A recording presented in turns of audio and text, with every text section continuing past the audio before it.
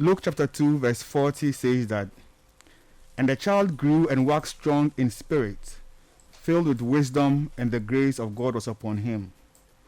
We live in a land where, by God's grace, is a balance that is often at the mouths of everybody. But let us take a good look at what the scripture says. That the child grew and waxed strong in spirit, filled with wisdom, and the grace of God was upon him. So the grace of God was more or less a plus or a constant. But the child had to grow, the child had to wax strong in spirit, the child had to be filled with wisdom. That is why everybody says it is by God's grace, but the outcomes are not the same. Because some don't grow, some don't wax strong in spirit, and some are not filled with wisdom. So today, as I have this discussion, it is my prayer and my hope that we'll move from just having the grace of God being upon us to growing, waxing strong in spirit, and being filled with wisdom. I also refer us to 1 Corinthians 13 verse 11, where the Apostle Paul says, "When I was a child, I spoke like a child, I understood as a child, I thought as a child. But when I became a man, I put away childish things." So there's a time to be a child, and there's a time to grow up.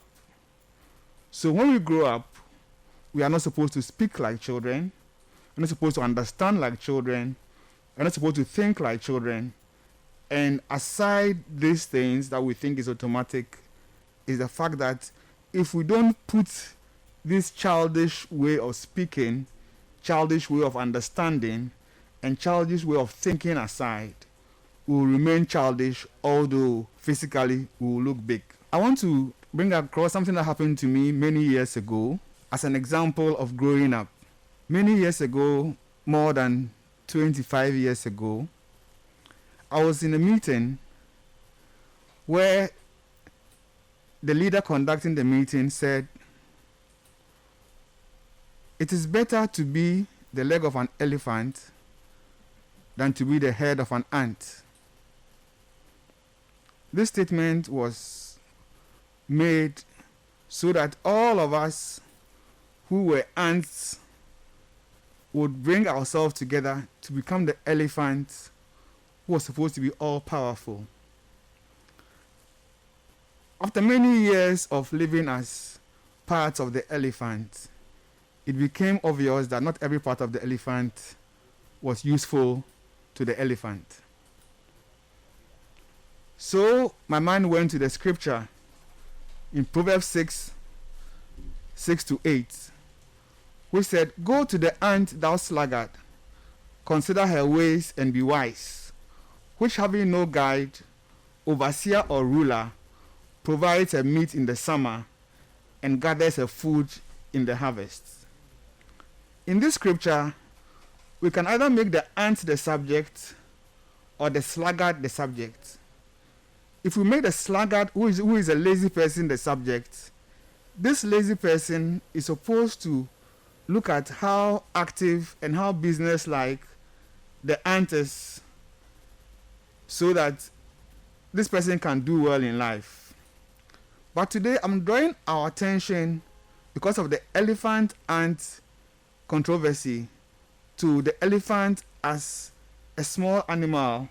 I'm talking about the ant. The ant has no guide. The ant has no overseer. The ant has no ruler. But the ant is able to provide her meat in the summer and gather her food in the harvest. This is a very handicapped person. So in spite of our handicaps, there is hope. I'm thinking about the mother that has children and no husband. I'm thinking about the son whose father is not available. I'm thinking about a widow.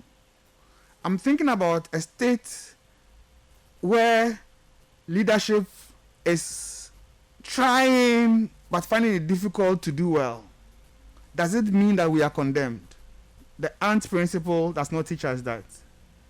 that in spite of the fact that there's no guide, there's no overseer, and there's no ruler, if you can recognize our summer, and if you can recognize our harvest, we'll be able to make it.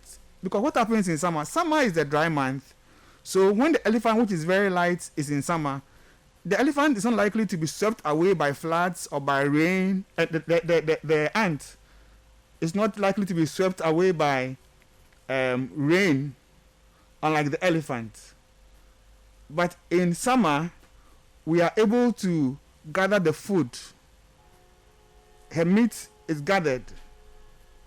And during the harvest, there's plenty of leftovers. So it's not as if it is a planting season where every little seed is important. In harvest, there are leftovers, and the ants can collect all these leftovers. So, for those of us who want to have a good read on how to intentionally grow, I want to recommend for us J.C. Maxwell's book, 15 Infallible Laws of Growth. And in this book, he shows us how some people are able to grow accidentally, while some people grow intentionally. And he explains, and I'll be comparing the two, that for somebody who grows accidentally, one of the things is that the person plans to start growing tomorrow. But for somebody who grows intentionally, the person insists on starting the growth today. For accidental growth, this person waits for growth to come. But for intentional growth, this person takes complete responsibility for growth. My message today is to encourage us to take complete responsibility for our growth. We must not leave it to our leaders, our fathers, whoever it is. We must behave like the ant, understand when it is summer, and understand when it is harvest, and make sure that we are able to provide our food, at least in the nearest possible future. And that thing that happens to somebody who grows accidentally is that they learn only from mistakes. The school of hard knocks. If they do not commit mistakes, they are not able to learn. But somebody who grows intentionally learns before mistakes. It means that the person is able to preempt and predict when there's going to be a possible mistake and try to avert it. Sometimes when I'm in a place where the lights go off, those using computers, you find out that a lot of them will stop working at once. As soon as the light goes off, work comes to an end. Because there is no stored energy to be used for at least for the next 2 hours. I always make sure that my battery is full, knowing that it is possible for us to have a power cut. And when a power cut comes, I continue to work. And whether it comes or not, I'm able to do at least 2 more hours of work than I would have done without a power cut. So we must not learn from mistakes, but we must learn long before the mistakes happen. A person who grows accidentally also depends on good luck.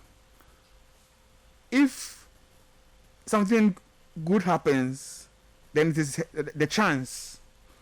But somebody who grows intentionally relies on hard work, because the person knows that every hard work has a profit, if not for today, at least for tomorrow. A person who grows accidentally quits early and very often, always finds excuses to stop because of the frustrations, because of the handicaps. But a person who grows intentionally perseveres long and hard. A person who grows accidentally falls into bad habits. But a person who grows intentionally fights for good habits. A person who grows accidentally talks big and does nothing. But a person who grows intentionally follows through, will say it, but will make sure that the thing is done. A A person who grows accidentally plays it safe. It's very, very careful. Doesn't want to make a mistake. But a person who grows intentionally will take calculated risk. A person who grows accidentally thinks that I'm a victim. If something bad happens, the person is so sorrowful. The person wants to be pitied because the person is the only victim in the world. But a person who grows intentionally thinks like a learner, learns from the things that happen to him or her. A person who grows accidentally relies on talent. But a person who grows intentionally relies on character. A person who grows accidentally stops learning after graduation, throws the cap into the air, the graduation cap into the air, and that is it. I'm done with learning. But a person who grows intentionally never stops learning and never stops growing. So, I want to discuss areas where normally people want to improve, and therefore and what it needs to grow, what that area needs to grow.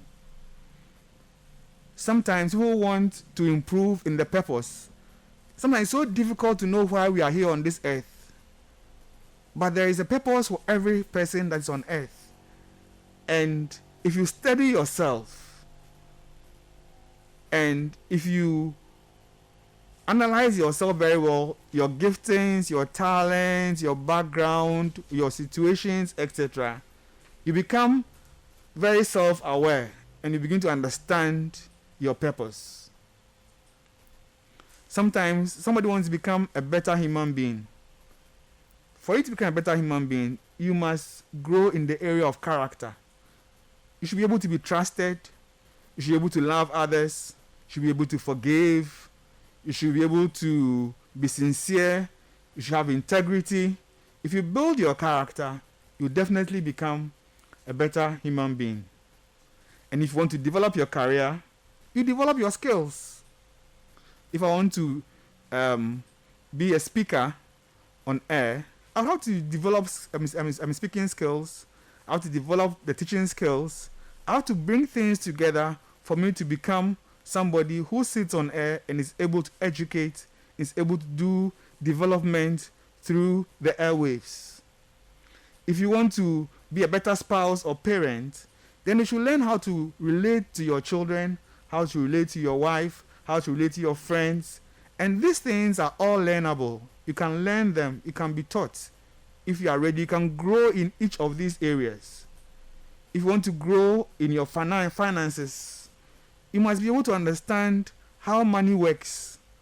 Because for your finances to grow, you have to understand how money works. And here on this program, I'll have a time where I'll be teaching how money works. And once you understand how money works, it is easy for you to grow or develop your finances. Then if you want to enrich your soul, you have to grow spiritually.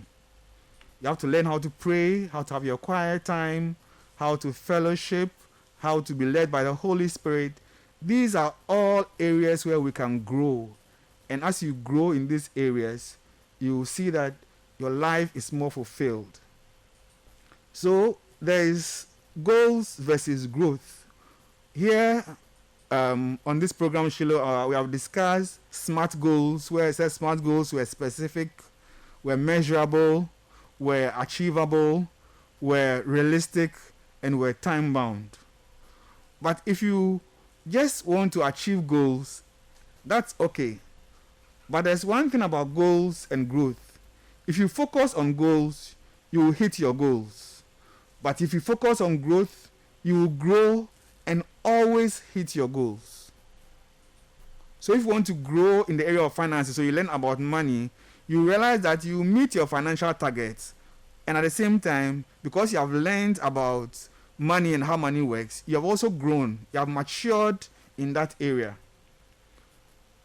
James Allen, in As a Man Thinketh, his book said, people are anxious to improve their circumstances, but are unwilling to improve themselves.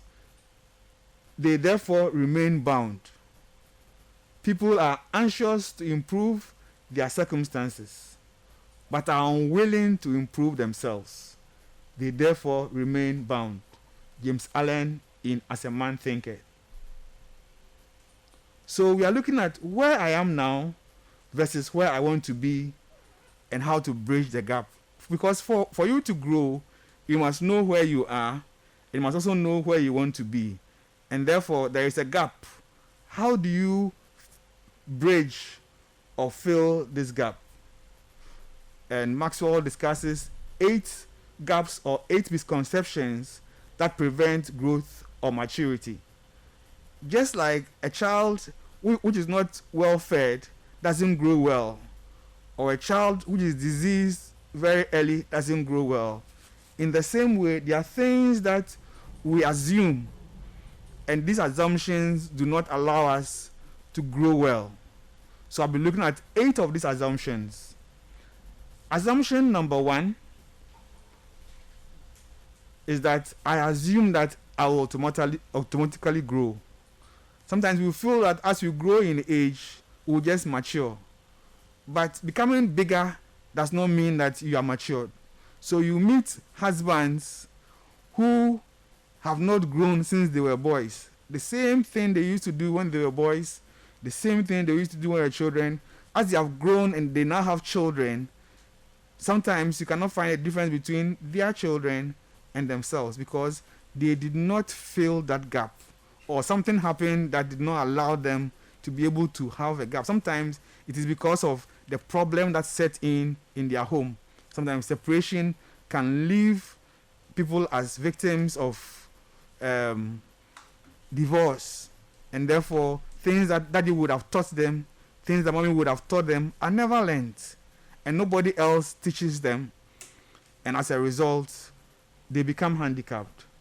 A time comes when you stop waiting for the man you want to become and start being the man you want to be. This is by musician Bruce Springsteen. We have to be intentional about growth. No wind favors him who has no destined pot. This was said by Michel de Montaigne. It says that, look, if you don't have a particular place that you are going, no matter where you are blown, you are not favored.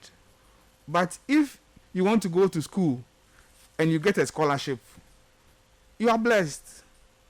But if you don't want to go to school and you get a scholarship, what do you do with it? If you want to promote your business and you get a benefactor, your business is promoted. What about if you don't want to promote your business, or you don't care about your business? No matter how you are helped, you don't go very far. Another gap I want to discuss is the knowledge gap. The knowledge gap says that I don't know how to grow. I don't know how to grow. So if I want to do this, how am I going to do that? So for me to get this way, how do I get there? There's a saying that if you are clear with what you want, the world responds with clarity. This was said by consultant Loretta Staples. We need to be intentional about growth. Decide where you need or want to grow. You choose what you will learn and follow through with the discipline going at the pace you set. So you would have to sit down and plan your growth areas. Say, this is what I want to do. What do I need to be able to get there? Assemble all those things together and begin to use them. Then your growth is intentional. The next gap is the time gap. The time gap says it is not the right time to begin. It is not the right time to begin. Today we're having a discussion and I was supposed to begin something, and I was asking whether it was time to begin. So I left it to my managers. My manager said, "Sir, it's time." I said, "Okay, I know you manage me well, so if it is time, I'll get myself ready and follow your instructions. So go ahead and let us get through it." That is a gap. Sometimes we are so scared and we are not sure whether it is the right time. What great accomplishments we would have had in the world if everybody had done what they intended to do. This was said by politician Frank Clark. Says, what great accomplishments would have had in the world if everybody had done what they intended to do. There is a law of diminishing intent. This says that the longer you want to do something, you should do now, the greater the odds that you will never actually do it. Sometimes you want to do something and you keep on postponing it, keep on postponing it, keep on postponing it until you can do it no more. It reminds me of a saying that I heard that delays can result in cancellation. Somebody talked about how he was supposed to get to the airport to a place in time, and how delays caused the flight. I mean, the person couldn't catch a flight, so the person actually couldn't accomplish what the person was supposed to do. So there's a time gap. The reality is that you will never get much done unless you go ahead and do it before you are ready. Once you start growing intentionally, you keep growing and keep asking, what's next?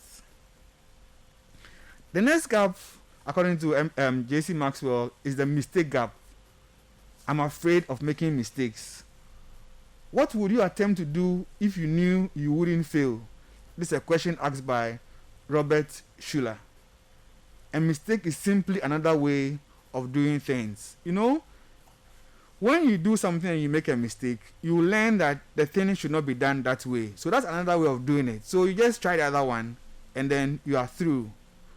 And somebody said that the more mistakes you make quickly, the better you become at the end, if you are learning from the mistakes. The next gap you are looking at is the perfection gap. I have to find the best way before I start. There are people who want to be perfect at the thing. Oh, I'll start that radio program when I'm perfect. I'm not perfect, but I'm starting some way, somehow. And I'll keep learning. I've been on the console since 2011. I'm still finding it difficult to understand the console, but I keep on moving because you get helpers. You get people who understand, who catch it better than you. That is why no man should be an island. You should work with a team. You should trust people to help you. You should trust that somebody somewhere can help you to be who you have to be, and you can also help the person. When you drive on a dark road, you see it progressively.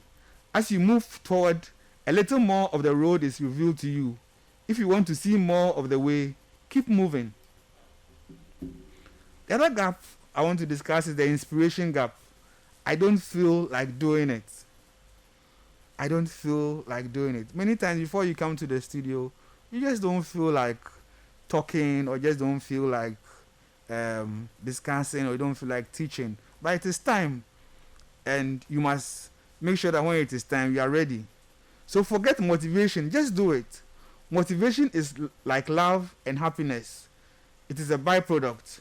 When you actively engage in doing something, it sneaks up and zaps you when you least expect it. You are not likely to act yourself into feeling than feel yourself into action. It was said by Harvard psychologist Jerome Brownter. The other gap, the comparison gap. Others are better than me. Of course, there will bound be somebody who is better than you. But you have to do your part anyway. You can learn only if others are ahead of you. Be comfortable out of your comfort zone. People have gone ahead of us, so you can learn from them. You don't have to compare. People say that compare themselves one to the other, and it's not wise. Just know what you are supposed to do and learn how to do it, and just do it. Leave the other person who is also doing what the person is supposed to do it. You don't need to stop what you are doing so that somebody will become better, or somebody's work will not diminish your work. We are all in a world, and we are all supposed to contribute our quota. The expectation gap is the next one. I thought it would be easier than this. There are many times where I've asked people to work for me, and I think, oh, this work is a very small job. It will take 1 hour.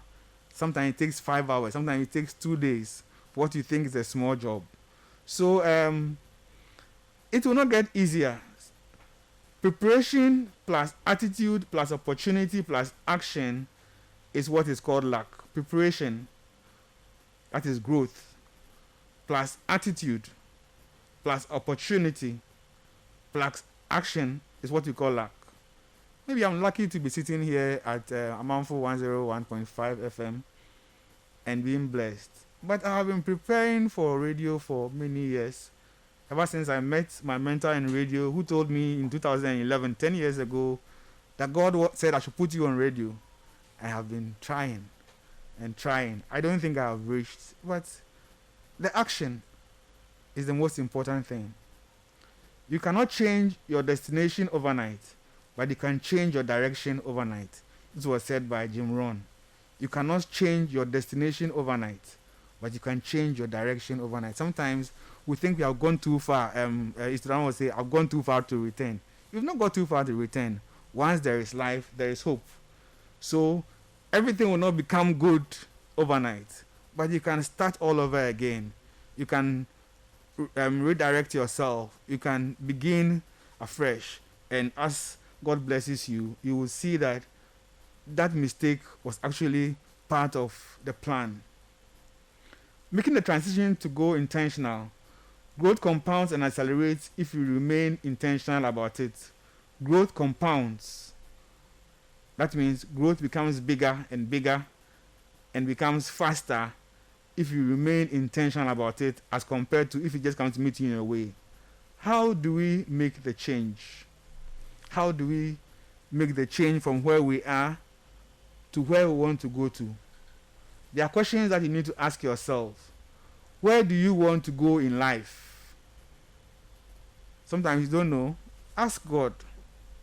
Today a message that I listened to while I was in church was talking about inquiring. David would inquire, God, should I go? Should I not go? God, should I do? Should I not do? We can also learn the same thing by inquiring. What direction do you want to go? What's the farthest you can imagine going? God told Abraham that look to the east, to the west, to the south, and to the north. As far as your eyes can see, have I given it to you. If we can imagine enough, if we can read enough to know how people have gone, what extent, their limitations. Today, the table mentioned how when he was a teenager, both his father and his mother died in the same year. I'm sure he could see very far, or at least as he went along, he was seeing a little bit bigger, better than better. And today, he's in an envious position. Keep growing your best so that you can become your best. Do it now. Whatever you have to do, do it now. This was the statement Jesus Christ told Judas. Judas had chosen that he would betray Christ. So whilst they were at table and he was trying to eat and just fraternize with the person he was going to betray, Jesus Christ just told him that, look, once you take a decision, start doing it. So Judas went out and accomplished his task. Later is one of the dream killers, one of the countless obstacles we put up to derail our chances of success. Later is one of the dream killers, one of the countless obstacles we put up to derail our chances of success. There's also the fear factor. The fear factor is very dangerous. The fear of failure. What about if I don't succeed? The fear of trading security for the unknown. As we are here, we are fine. I remember the people who left, I think the United Kingdom to go to America. They were dissatisfied with their states. So they decided that they would take the boat, the Mayflower, and then just move to America and set up a land where they thought that things would work out well for them. If they had stayed where they are, they would have been no America today. And also reminds me of the story about the 4 lepers. The 4 lepers at Samaria decided that if we sit here, we are going to die. If we go inside, they will not allow us or they will kill us. If we go forward, we may die. So why sit here and die? Let us move forward. So you must not trade security for the unknown. You must take calculated risk. The fear of being overextensive financially. The fear of being overextended financially. You are afraid that if I try to do too many things, and you shouldn't do too many things, but there should be a way of projecting and moving a little bit forward. The fear of what others will say or think. Sometimes we think that what will others say, what will others think of me? I'm coming to preach on air. So what will others say? I want to go on TV. So what will others say? I want to start a new business. So what will others say? We are always being afraid of what others will say, and therefore will not want to move. The fear that success will alienate peers. That means that when I become successful, my friends will leave me. J.C. Maxwell's advice is that you must feed your faith and starve your fear. You must feed your faith and starve your fear. Whichever one you make your master is the one that is going to control you. Are you going to be controlled by faith, or are you going to be controlled by fear? I want to encourage you, dear listener, to change from accidental to intentional growth. One's philosophy is not best expressed in words. It's expressed in the choices that one makes. In the long run, we shape our lives and we shape ourselves. The choices we make are ultimately our responsibility. You must go out of your way to seize growth opportunities as if your future depends on it. And it does. And it does. So, I want us to look at these questions. What strategies can you create and implement to help you to bridge the gaps discussed above? What are the gaps that we have discussed? We have discussed the assumption gap, which says that I assume that I will automatically grow. You will not automatically grow. The next gap we have discussed is the knowledge gap. I don't know how to grow. This can be found out. This can be learned. You can see a counselor, and they will help you and give you the knowledge that you need to be able to grow. The time gap is it's not the right time to begin. The mistake gap, I'm afraid of making mistakes. The perfection gap, I have to find the best way before I start. The inspiration gap, I don't feel like doing it. The expectation gap, I thought it would be easier than this. And finally, the time gap, it's not the right time to begin. Have an appointment for personal growth 5 times a week.